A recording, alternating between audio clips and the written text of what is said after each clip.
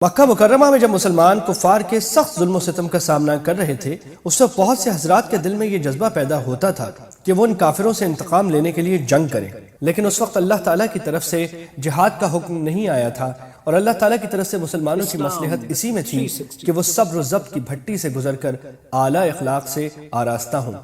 اور پھر جہاد کریں تو وہ محض ذاتی انتقام کے جذبے سے نہ ہو بلکہ اللہ کی رضا کی خاطر ہو۔ لہٰذا اس وقت جب کچھ مسلمان جہاد کی تمنا کرتے تو ان سے یہی کہا جاتا تھا کہ ابھی اپنے ہاتھ روک کر رکھو اور جہاد کے بجائے نماز اور زکوٰۃ وغیرہ کے احکام پر عمل کرتے رہو۔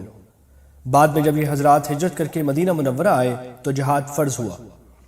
اس وقت چونکہ ان کی پرانی تمنا پوری ہو گئی تھی، اس لیے انہیں خوش ہونا چاہیے تھا، لیکن ان میں سے بعض حضرات کے دل میں یہ خیال آیا کہ تقریباً 13 سال کی صبر آزما تکلیفوں کے بعد اب ذرا سکون اور عافیت کی زندگی میسر آئی ہے، اس لیے جہاد کا حکم کچھ زیادہ مؤخر ہو جاتا تو اچھا تھا۔ ان کی یہ خواہش اللہ تعالیٰ کے حکم پر کوئی اعتراض نہیں تھا بلکہ بشریت کا ایک تقاضا تھا، لیکن اللہ تعالیٰ نے اس آیت میں اس پر تنبیہ فرمائی کہ رسول اللہ صلی اللہ علیہ وسلم کے برگزیدہ صحابہ کا مقام اس بات سے بلند ہونا چاہیے کہ وہ کسی وقت دنیاوی راحت و آرام کو اتنی اہمیت دیں کہ اس کی خاطر آخرت کے فوائد کو کچھ عرصے کے لیے ہی صحیح مؤخر کرنے کی آرزو کرنے لگیں۔ قرآن پڑھنا آیتوں میں دو حقیقتیں بیان فرمائی گئی ہیں، ایک یہ کہ اس کائنات میں جو کچھ ہوتا ہے اللہ تعالیٰ کی مشیت اور اس کے حکم ہی سے ہوتا ہے، کسی کو کوئی فائدہ پہنچے تو وہ بھی اللہ کے حکم سے پہنچتا ہے اور نقصان پہنچے تو وہ بھی اسی کے حکم سے ہوتا ہے۔ دوسری حقیقت یہ بیان کی گئی ہے کہ کسی کو فائدہ یا نقصان پہنچانے کا حکم اللہ تعالیٰ کب اور کس بنا پر دیتے ہیں۔ اس کے بارے میں آیت 79 نے یہ بتایا ہے کہ جہاں تک کسی کو فائدہ پہنچنے کا تعلق ہے، اس کا حقیقی سبب صرف اللہ تعالیٰ کا فضل ہوتا ہے،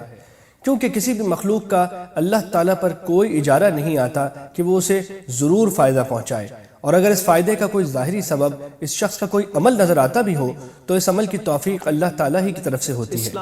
اس لیے وہ اللہ تعالیٰ کا فضل ہی فضل ہے اور اس شخص کا کوئی ذاتی استحقاق نہیں ہے۔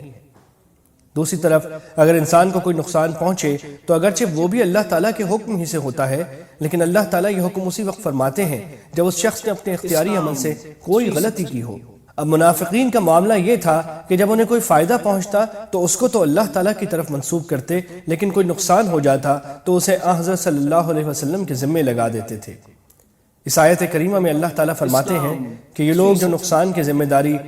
حضرت صلی اللہ علیہ وسلم پر عائد کر رہے ہیں، اگر اس سے مراد یہ ہے کہ یہ نقصان حضرت صلی اللہ علیہ وسلم کے حکم سے ہوا ہے تو یہ بات بالکل غلط ہے،